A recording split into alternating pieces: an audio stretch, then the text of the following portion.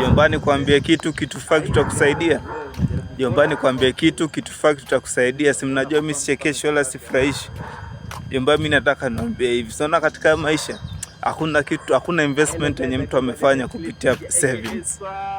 Hiyo ni kitu naambia reality, na hakuna mtu atakwambia, hata yule mwenye uko naye tajiri mwenzako anaweza kuambia hakuna mtu mwenye amefanya investment kupitia savings. Watu wanachukua loans huku nje. Usiangalie mtu amenunua gari ama amejenga ama amefanya kitu yote kubwa ya pesa mingi ukadhani ni kusave. Hapana bro, huwezi save sahi katika hii maisha.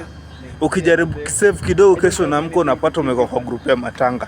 Ukijaribu kusave kidogo, kesho unaamka umepata umekuwa kwa group ya harusi. Ukijaribu kusave kidogo, kesho unapata umekuwa kwa group ya mgonjwa anataka achangisho. Utasave gapi? Utasave mpaka lini? Au umekuwa kwa group kama hizo, utasave kweli? Bro, hakuna. Mtu anachukua loan, anafanya investment, anapata pesa na regesha loan. That is the reality yenye hakuna mtu atawaambia. Na hakuna siku mtu atawaambia kitu, lakini mimi nimwambia na wafungukie.